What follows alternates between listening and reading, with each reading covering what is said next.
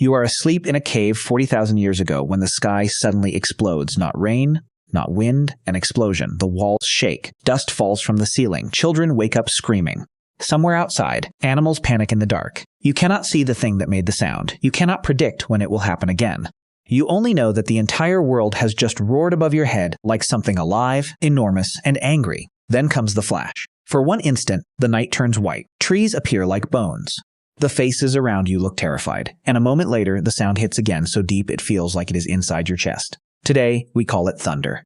We know it is caused by lightning heating the air so violently that it expands faster than the speed of sound. But ancient humans had none of that. No weather radar, no electricity, no atmosphere science, no reason to believe the sky was anything other than a living force capable of fire, noise, and death. So what did they think was happening? How did ancient humans react when the heavens screamed, the ground trembled, and fire fell from the sky? The answer is more than just they were scared. Thunder may have shaped ancient fear, religion, fire use, storytelling, shelter behavior, and the way humans imagined power itself. Because before thunder was science, it was survival. The first thing to understand is that thunder was not just a loud noise to ancient humans. It was one of the most violent sensory events in the natural world. A nearby thunderclap can reach around 120 decibels, roughly comparable to standing near a jet engine or a gunshot. That is loud enough to trigger an immediate startle response in the human nervous system. Your shoulders jump, your heart rate spikes, your muscles tense before you have time to think. That reaction is ancient. It is controlled partly by deep brain systems that evolved long before modern humans existed. Sudden loud sounds activate the amygdala, the part of the brain heavily involved in fear and threat detection. Your body does not wait to ask, was that dangerous? It assumes danger first and asks questions later. That mattered in the Stone Age. If a branch snapped behind you, it could be a leopard. If rocks shifted above you, it could be a landslide. If the sky exploded, something serious was happening. The humans who reacted instantly to terrifying sounds were more likely to survive than the ones who stayed calm and curious. So the first ancient human reaction to thunder was probably not philosophical. It was physical. Freeze, flinch, look for shelter, grab the children, move closer to the fire, listen. But this was only the beginning. Because thunder never came alone. Thunder meant lightning. And lightning was one of the few natural forces ancient humans could see killing things from the sky. Lightning can strike with hundreds of millions of volts. It can split trees, kill animals, ignite grasslands, shatter rock, and start wildfires that spread faster than humans can run. Modern lightning deaths are relatively rare because we have buildings, vehicles, forecasts, and emergency medicine. Ancient humans had none of that. To them, lightning was not just dangerous. It was mysterious violence from above. Imagine watching a tree explode into flames after a flash from the sky. Imagine finding a dead animal with no bite marks, no spear wound, no predator nearby. Just a body on open ground after a storm. Ancient humans may not have understood electricity, but they absolutely could understand the pattern. Storm, flash, death. And once humans notice a pattern, they build meaning around it. This is where thunder becomes something more than weather. Researchers in cognitive science often talk about agency detection. Humans are extremely good at assuming that events are caused as agents, by someone or something with intention. This is useful in survival terms. If grass moves in the dark, assuming something is there is safer than assuming probably nothing. But that same instinct can make natural forces feel alive. Thunder sounds like a voice. Lightning looks like a weapon. Storms move across the sky like a presence. They arrive, rage, and disappear. To a human brain built to detect intention, it would be almost natural to ask, who is doing this? We cannot know exactly what Paleolithic humans believed about thunder. They left no written explanations. Any claim about their specific thoughts would be speculation, but anthropology gives us a strong clue. Across many later cultures, thunder was understood as the action of powerful beings, gods, spirits, ancestors, sky animals, or cosmic warriors. That pattern appears again and again because the experience is so overwhelming. In ancient Greece, thunder belonged to Zeus. In the Vedic tradition of ancient India, the storm god Indra wielded the thunderbolt. In Norse mythology, thunder was linked to Thor's hammer. In Mesopotamia, storm gods like Adad or Ishkur carried the force of rain, thunder, and lightning. These cultures were separated by geography, language, and history. Yet again and again, humans looked at thunder and imagined power in the sky. Not because ancient people were foolish, because thunder feels personal. It arrives suddenly, it shakes your body. It seems to answer itself. One crash rolls across the mountains, then another replies from the distance. Even today, when you know the physics, a violent thunderstorm can still make a modern house feel fragile. Now imagine that feeling with only animal skins, stone tools, and fire between you and the night. The practical response to thunder would have been just as important as the emotional one. Ancient humans likely learned, through painful experience, which places were dangerous during storms. Open ridges, isolated trees, exposed plains, mountain slopes. Riverbeds that could flood without warning. They may not have known the electrical principles, but they could observe outcomes. The person standing under the tallest tree during a storm sometimes did not come back. The group sleeping in a dry river channel might wake up to a wall of water. The family too far from shelter when the storm rolled in could be trapped in cold rain for hours, risking hypothermia. So thunder became an alarm system. A distant rumble meant move, find cover, secure the fire, bring tools inside, protect food, keep the group together. And fire was especially important. For ancient humans, fire was not just warmth. It was protection, light, cooking, social life, and survival. Rain could extinguish it. Wind could scatter embers. Lightning could create new fire. But storms could also destroy the fire you already had. The history of human fire use is still debated. There is evidence of fire use at sites such as Wonderwork Cave in South Africa around 1 million years ago, although scientists continue to discuss how controlled and regular early fire use was. By several 100,000 years ago, evidence for habitual fire use becomes stronger in multiple regions. But before humans could reliably make fire whenever they wanted, they may have depended partly on natural sources, and lightning is one of the most obvious natural sources of fire on Earth. That means thunder may have signaled both terror and opportunity. A lightning strike could set a tree burning. A wildfire could drive animals into the open. After the flames passed, the landscape might contain roasted animals, exposed tubers, cleared ground, and new plant growth later on. Some researchers believe early humans may have scavenged food from burned landscapes and collected fire from natural burns before they mastered ignition. So imagine the contradiction. The storm could kill you, but it could also give you fire. That is the kind of force humans remember.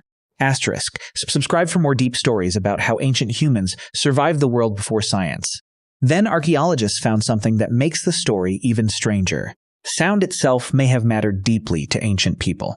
Some researchers in archaeoacoustics have studied Paleolithic caves and rock art sites and found that paintings or markings sometimes appear in areas with strong echoes or unusual sound effects.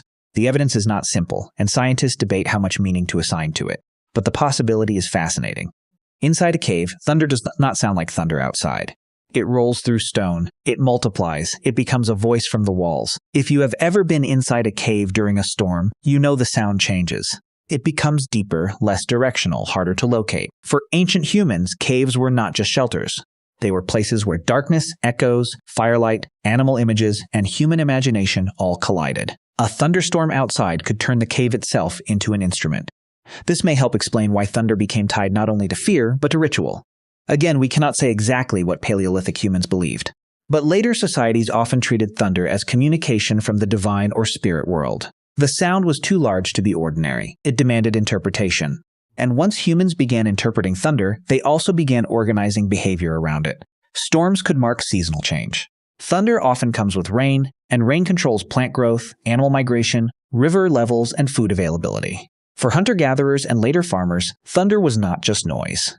It was part of a weather system that decided whether the group would eat. A storm at the wrong time could ruin stored food, flood a camp, or scatter game. A storm at the right time could bring water, renew vegetation, and signal abundance.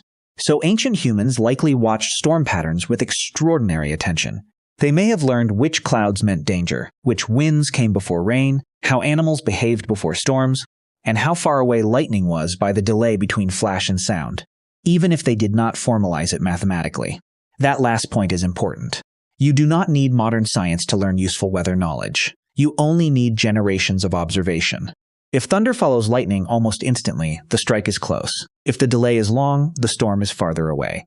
Ancient humans may not have counted seconds the way we do, but they could absolutely learn the practical difference between a distant storm and one directly overhead.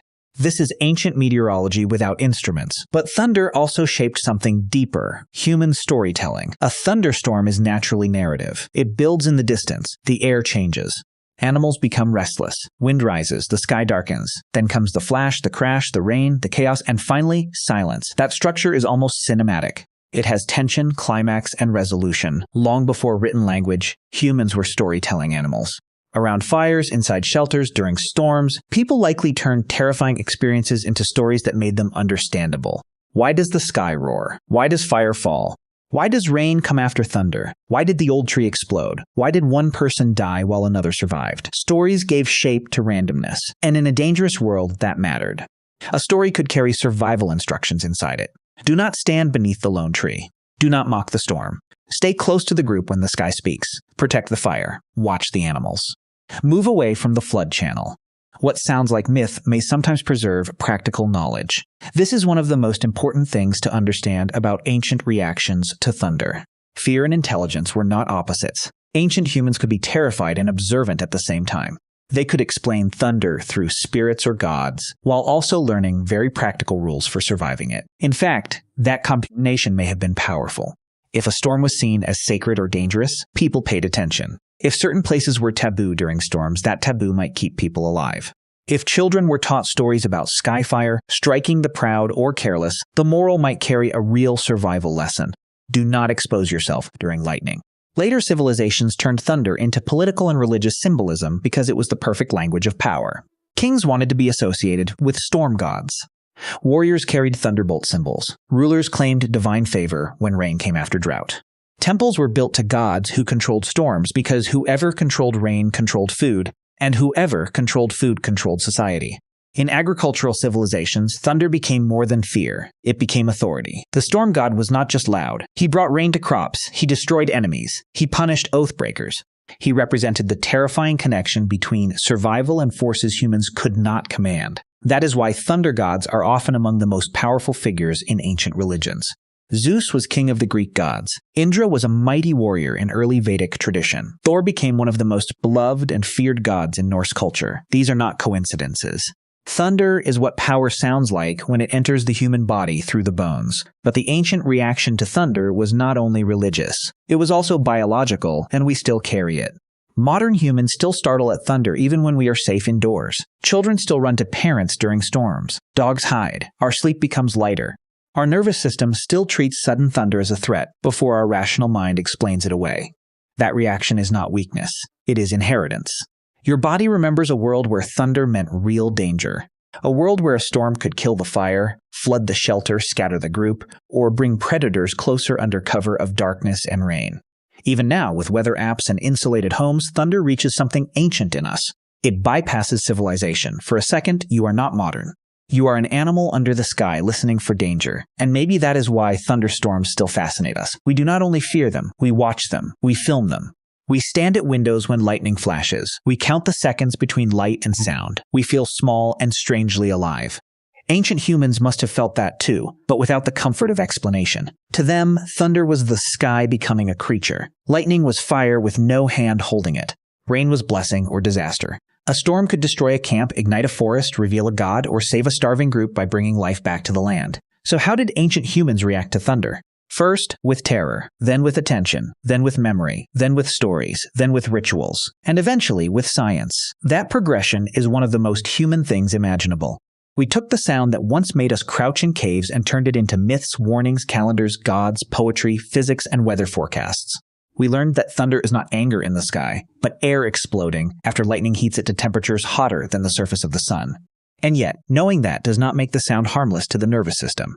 The next time thunder shakes your window, remember this. Your reaction is older than civilization, older than cities, older than writing. It belongs to ancestors who heard the same sky roar above them and had to decide, in seconds, whether to run, hide, protect the fire, or hold their children closer. They did not understand thunder the way we do. But they survived it long enough for us to understand it now. And every time the sky cracks open and your heart jumps before your mind catches up, that is not just fear. That is history moving through your body.